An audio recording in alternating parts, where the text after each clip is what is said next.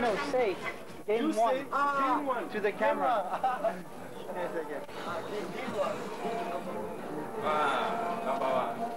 Game one. Game one. Thank you. Game one. Et oui, ne soyez pas jaloux, mais nous les nantis de Game One pouvons déjà jouer à Sonic sur Dreamcast. Pour vous autres pauvres mortels, l'attente sera longue jusqu'en septembre prochain pour pouvoir jouer à cette merveille. En attendant, soyez patients et regardez bien ce qui va suivre. Voici le premier test de Sonic Adventure en import et c'est sur Game One.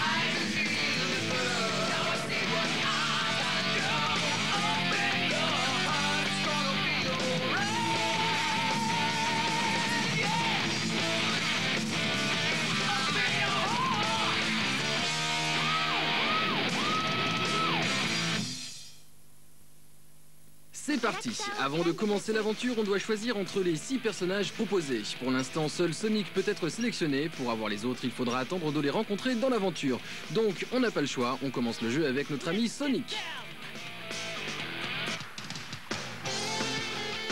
Et non, ce n'est pas une cinématique, c'est bien de la 3D temps réel. Je sais, il va falloir s'habituer. Alors voici comment l'aventure commence. Tails, le vieux copain de Sonic, semble avoir certaines difficultés à piloter son petit avion. Sonic doit donc écourter sa sieste pour aller aider son ami l'écureuil. Tails? Oi, oi, 落ちるぞありゃ。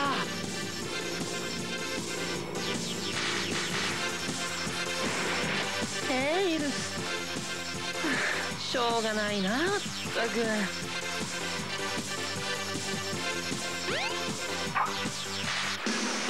Et vous voilà au début de la première course du jeu. C'est tout le principe de Sonic Adventure. Les courses succédant aux parties recherche et exploration.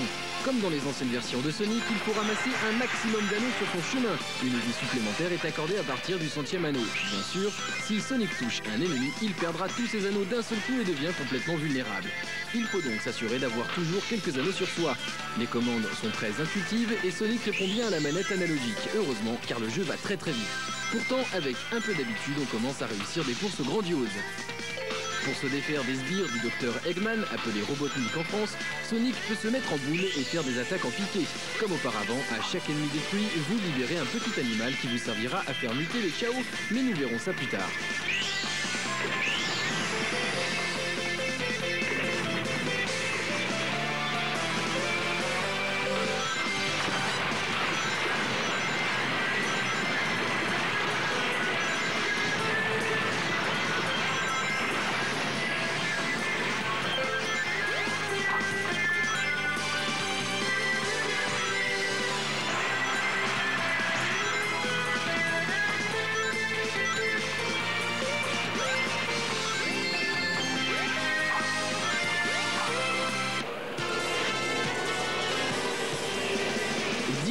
Au total, attendent Sonic. Les niveaux sont extrêmement variés mais toujours agréables à jouer. Ici, nous sommes dans la Wind Valley, un niveau où il faudra souvent avoir recours aux bourrasques et aux courants d'air pour passer d'un circuit à l'autre. Nous avons vraiment droit à une démonstration éblouissante des capacités monstrueuses de la Dreamcast. Sachant qu'il s'agit d'un des premiers jeux, on ose imaginer ce qui sortira dans un an.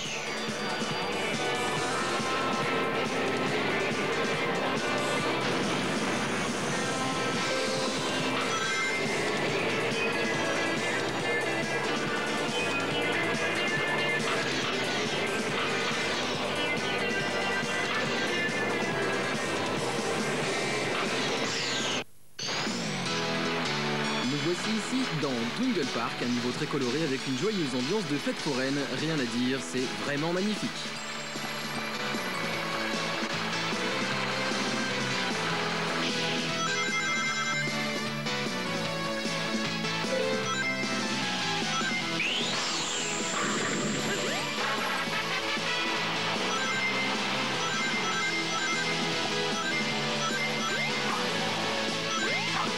Et maintenant accrochez-vous, voici la Steel Highway, peut-être le niveau le plus impressionnant du jeu où il faut mieux jouer le ventre vide. Ça va si vite qu'on n'a presque plus le temps d'admirer la profondeur et la richesse du décor.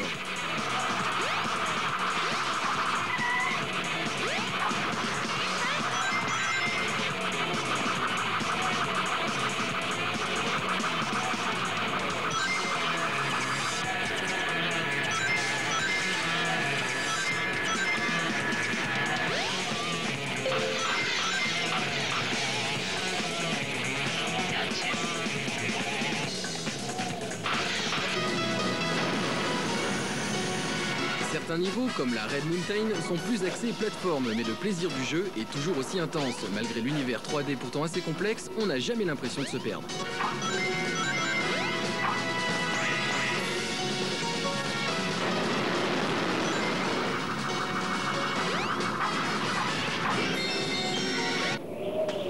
De plus, au cours de l'aventure, Sonic devra accomplir toutes sortes de mini-games, ce qui rajoute encore un intérêt. Ici, surpris par une avalanche, Sonic devra utiliser ses talents de surfeur.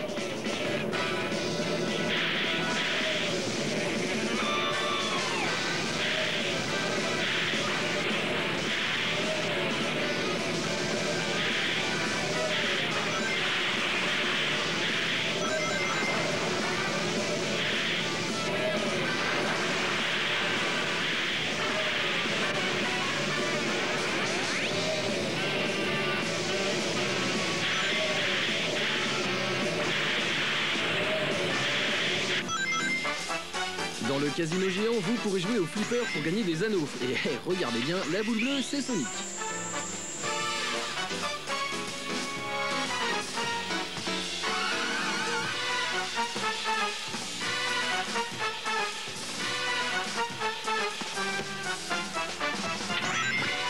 Et pour les connaisseurs, voici un flipper dans le monde de Knights, un ancien jeu Saturn de la même équipe que Sonic. Tous ces petits jeux bonus donnent à Sonic une diversité et une profondeur vraiment séduisante.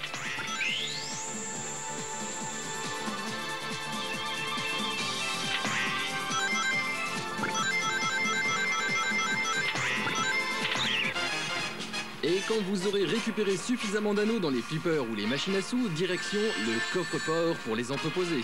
Tant que le total de 400 anneaux n'est pas atteint, Sonic ne pourra pas sortir du casino et devra continuer à jouer le pauvre.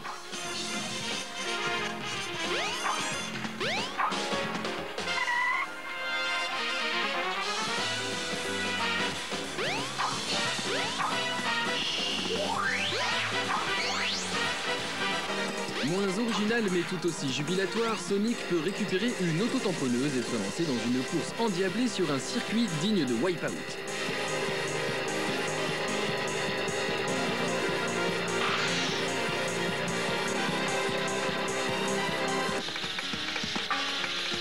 Mais toutes les courses ne représentent pas le jeu dans sa totalité, car la partie aventure prend également une place importante.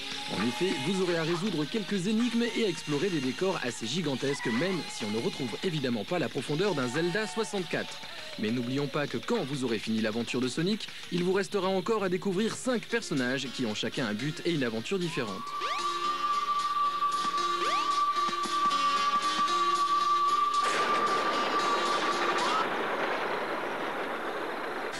Voici Tails, l'écureuil volant. Son but est de battre Sonic à la course, mais ce dernier étant bien plus rapide, pour réussir le challenge, il faudra ruser en volant d'une plateforme à l'autre pour emprunter des raccourcis.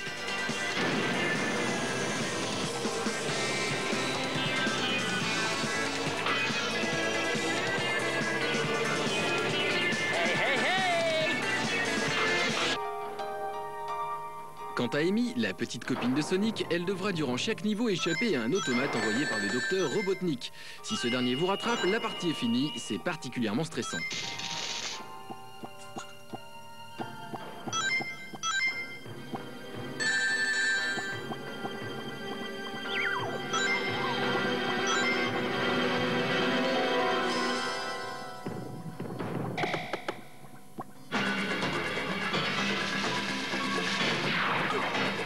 Knuckles, de son côté, a pour mission de récupérer les 3 parties des émeraudes. Il peut s'accrocher à tous les murs et planer à volonté. Il a même un petit radar qui lui indiquera s'il approche ou non d'une émeraude. Il est particulièrement amusant à jouer.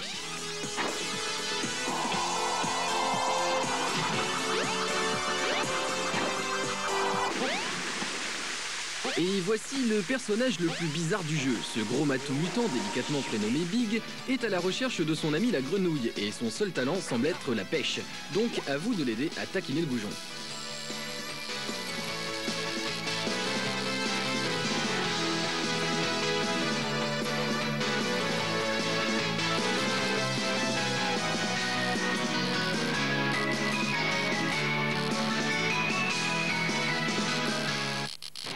Oups, raté. Pour finir, vous pourrez également jouer avec E102Y, un robot qui a décidé de se rebeller contre l'autorité de son maître, l'infâme Robotnik. Il est assez maniable et peut loquer ses ennemis avant de leur lancer des missiles. Impossible de tout vous montrer en seulement une émission, mais nous reviendrons bien sûr sur ce jeu lors de sa sortie officielle. Mais nous émettrons quand même une petite réserve. Même s'il est très beau et très intéressant, il demeure encore pas mal de bugs de caméra assez pénibles. Il semblerait que Sega ait un peu précipité sa sortie pour Noël. En tout cas, espérons que ces bugs seront corrigés pour la version européenne.